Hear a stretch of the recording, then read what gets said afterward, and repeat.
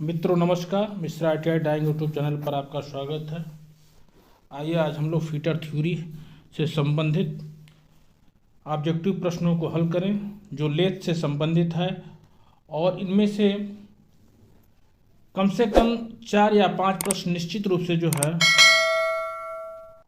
Question exam paper में पूछे जाएंगे, और यह परीक्षा के दृष्टिकोण से बहुत ही महत्वपूर्ण है। इसको आप अच्छी तरह से जो है रट लीजिए। आइए हम लोग शुरू करते हैं। पहला प्रश्न, निम्न अवयवों का कटिंग स्पीड पर प्रभाव नहीं पड़ता है। ऑप्शन ए कारखंड की धातु, ऑप्शन बी टूल की धातु, ऑप्शन सी वांछित सतह परिष्करण, ऑप्शन डी कारखंड का व्यास।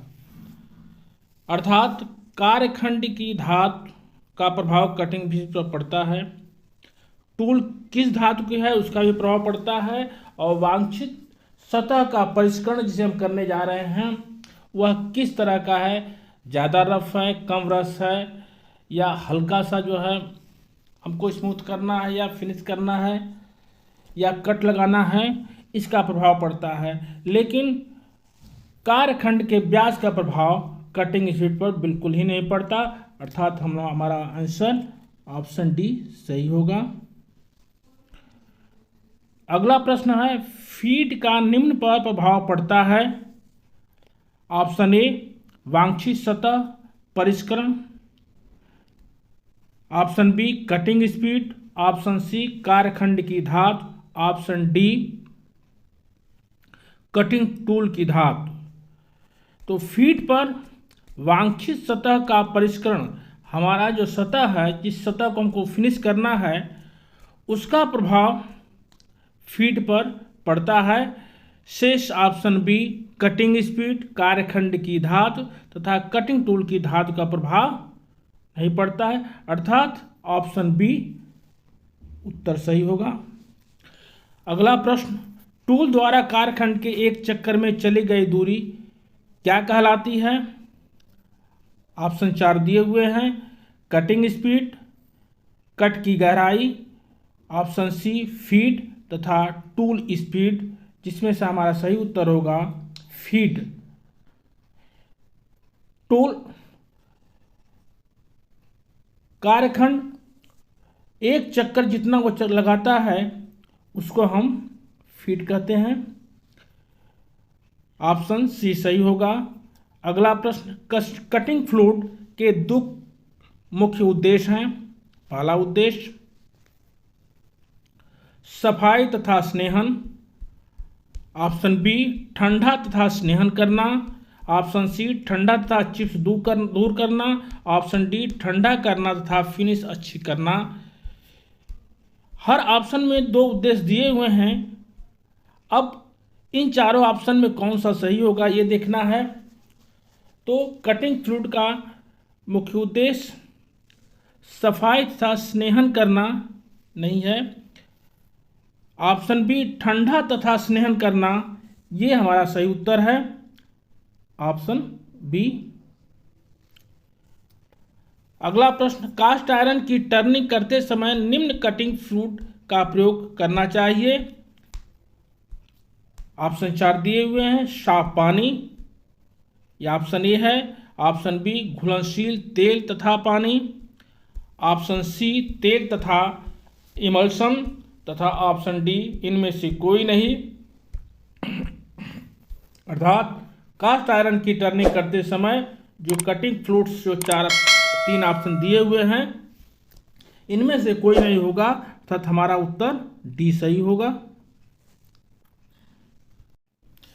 प्रश्न बी, BIS की फुल फॉर्म निम्न है। Option A bureau of Indian standard, option B bureau of international system, option C board of Indian standard, option D British institute of system. इसमें से हमारा सही उत्तर होगा ब्यूरो ऑफ इंडियन स्टैंडर्ड, जो BIS का फुल फॉर्म है। Option A सही उत्तर है।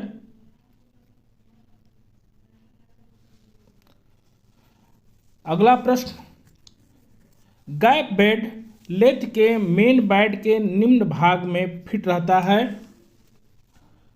ऑप्शन ए हेड स्टॉक वाले सिरे पर, ऑप्शन बी बेड के मध्य भाग में, ऑप्शन सी टेल स्टॉक वाले सिरे पर, ऑप्शन डी कहीं भी। अर्थात गैप बेड जॉब के डायमीटर की दृष्टिकोण से ही दिया जाता है। अगर जॉब का डायमीटर ज़्यादा है तो वहाँ पर गैप बेड की आवश्यकता पड़ती है। तो उस दृष्टिकोण से ये गैप बेड कहाँ पर होता है, ये चार ऑप्शन दिए हुए हैं। हेड स्टॉक वाले सिरे पर, बेड के मध्य भाग में, टेल स्टॉक वाले सिरे पर, डी कहीं भी। तो हमारा उत्तर है ये गैप बेड हेड स्टॉक वाले सिरे पर लगा हो तो दिया जाता है, अर्थात ऑप्शन ए सही है। अगला प्रश्न, जो सेंटर कार्यखंड के साथ घूमता है उसे निम्न नाम से बुलाते हैं। Option A dead centre. Dead centre वह होता है जो स्थिर रहता है। Option B ball centre, option C live centre, option D reverse centre. जो आगे पीछे घूमता रहता है उसे रिवर्स सेंटर कहते हैं।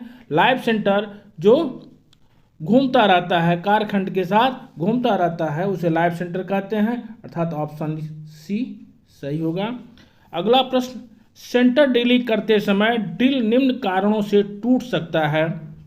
ऑप्शन ए बहु अधिक फीड देने पर, ऑप्शन बी बहु अधिक स्पीड होने पर, ऑप्शन सी चिप्स के उलझ जाने पर, ऑप्शन डी स्पीड व फीड दोनों कम होने पर। अर्थात हमारा इसमें सही उत्तर होगा कि सेंटर ड्रिल होता है ड्रिलिंग करते समय, ड्रिल जब उसको हम अधिक फीड देंगे, अधिक गहराई तक काटने का प्रयास करेंगे, उस समय जो है ड्रिल टूट सकता है, जो मुख्य उसका कारण होता है।